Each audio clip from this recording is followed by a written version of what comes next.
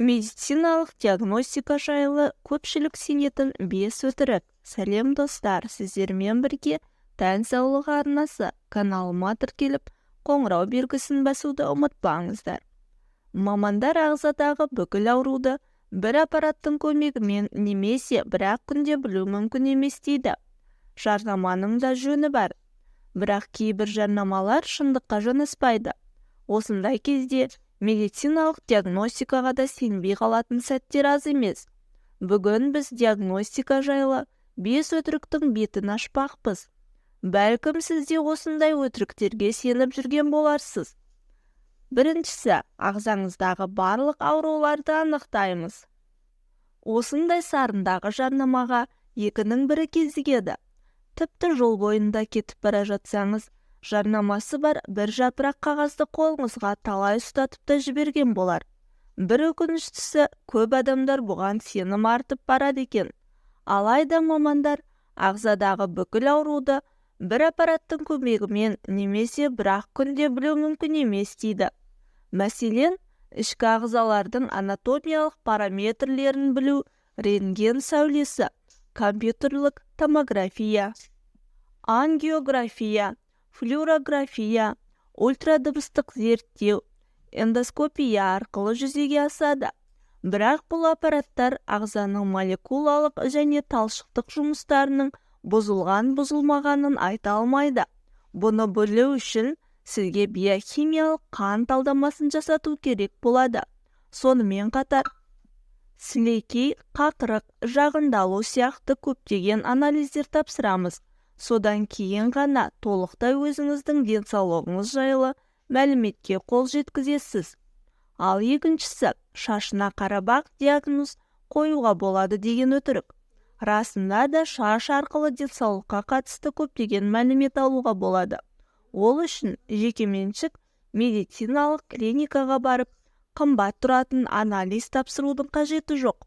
Білімді дәрігер науқастың шашының құрылысына қарап денсаулығы жайлы айта алады екен. Алайда бұл жай ғана денсаулығыңызға жайлы жалпылама берілген диагноз болуы мүмкін. Оның анық-қанығын тұтастай шаш арқылы анализ тапсырып біле саламын деу бос әңгіме. Қарапайым қан талдамасы шаш анализіне қарағанда адамның денсаулығына қатысты көп нәрсені айта алады дейді дәрігерлер. Иридиодиагностика бейдастүр медициналық тәсіл. Бұл үшінші өтірігіміз. Бұл тәсілді қолданатындар көздің нұрлы қабықшасындағы өзгерістер арқылы адамның бойындағы ауруларды анықтауға болады дейді. Дегенмен ғалымдар зерттеуі мұның барлығын теріске шығарып отыр. Мұндай қорытындыны ғалымдар жайдан-жай айта салған жоқ. Ең мықты заманауи құрылғы арқылы көздің айналасындағы нұрлы қабығын зерттеп, оның өмір бойы өзгермейтініне көз жеткізген. Ал төртіншісі өтірік. Қартайған шақтағы ақыл-естің кемуін миға анализ жасау арқылы білуге болады. Бұл да шындыққа жанаспайтын диагностикалық мифтердің бірі. Миды компьютерлік томографияға немесе магнитті резонанстық томографияға түсіріп, ондағы барлық бұзылысты анықтау мүмкін емес. Деменцияның анық-қанығын білу үшін дәрігерлер жалпы биохимиялық қан талдамасын жасатуы мүмкін. Ал Американдық неврологиялық академиясы мұндай жағдайда мынандай анализдерді тапсыруға кеңес береді. Жалпы қан талдамасы, қандағы глюкоза мөлшерін анықтау, қалқанша безі гормондарына тест жасату, В12 тобындағы дәруменнің шоғырлануына, бауырға сынама жасату. Анализдерді тапсыру қымбат болған сайын, оның сапасы да жоғарылайды. Осындай мифтерге сенетіндер жетерлік.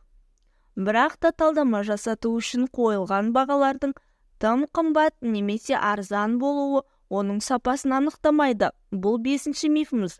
Бағаның қымбат болуы неактивтер мен аппараттарға байланысты. Барлық зерттеулер бір-бірін толықтыратынын ұмытпау керек. Әрбір талдаманың өзіндік анықтамалары бар. Баға сапаны білдіреді деген нақты тәуелділік жоқ.